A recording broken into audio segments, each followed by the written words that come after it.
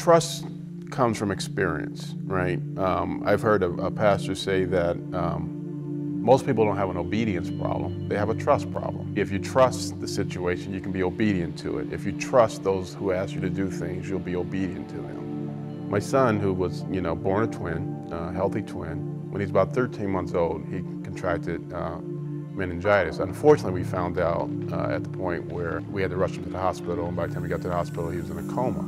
And we got to the hospital, and times just got worse every day.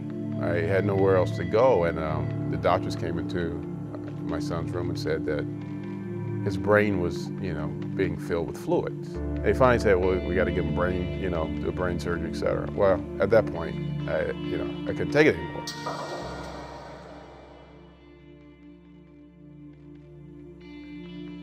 Hi, I'm Trayvick. I begged God to take my life, and He did. When I left corporate America, I left as the global president of one of our businesses. It was headquartered in New York, had over 40 locations around the world. The previous 3 years running, I probably had some of the best performance in the company. It was a turnaround situation where we went from losing $20 million to making $60 million in 3 years.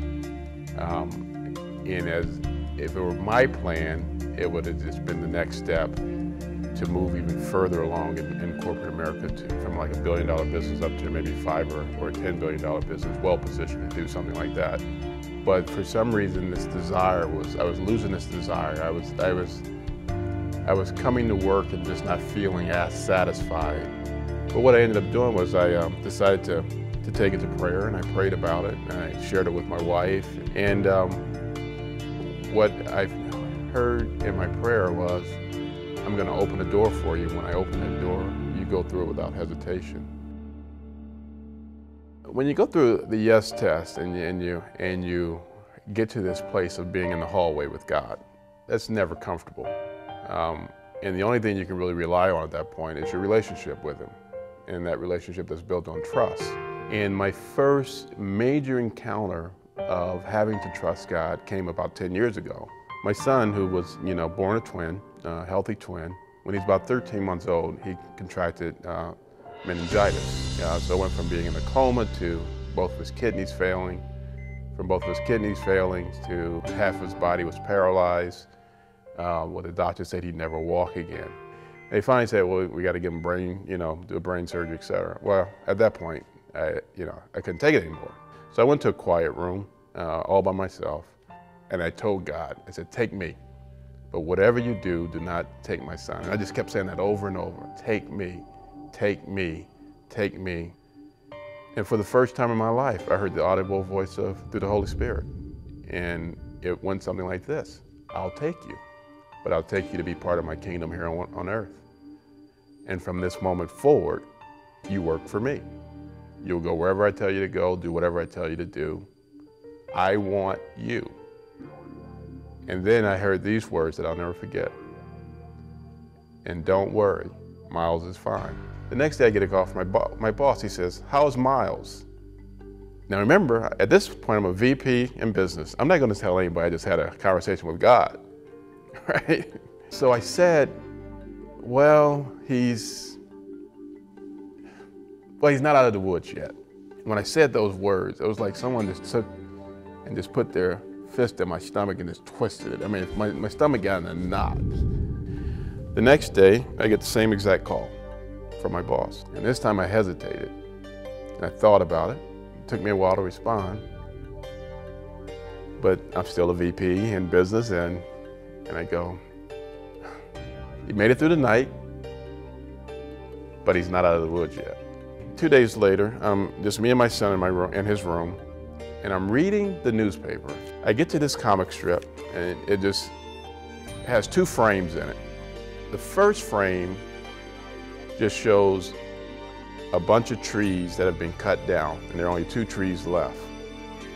The next frame shows that one tree talking to the other, and the only words that were in this comic strip were as follows. One tree said to the other, I wish you'd stop saying we're not out of the woods yet. And when I saw that, I jumped out of my chair and I said, God, I get it. I have to trust you or trust what I see. You told me, don't worry, Miles is fine. And I got to start trusting that. So I took that comic strip and I put it on my son's bed. And every time the doctors came in and gave an evil report, I say, no, he's fine. And slowly, one morning I remember walking by him and I saw his eyes tracking me across the room. So it was clear he could see that. He's starting to sing hymns or songs that were playing in the background. He's starting to hum those things, so it's clear he can hear. We finally get him to the point where he started to walk. And over time, when you see God do these things, when you just go to His Word and you just speak His Word, right? Because what God was trying to teach me was that be careful what you say. Don't say what the world says. Say what I say. So it was the trust during that experience and the fact that I have a covenant with God. Well, He has delivered the things that He promised me. So when it came to walking through that door and leaving corporate America, well, even without knowing where I was going, that was a lot easier because of that relationship. So I think what God is doing with me is saying, I've shown you and I've taught you how to run businesses.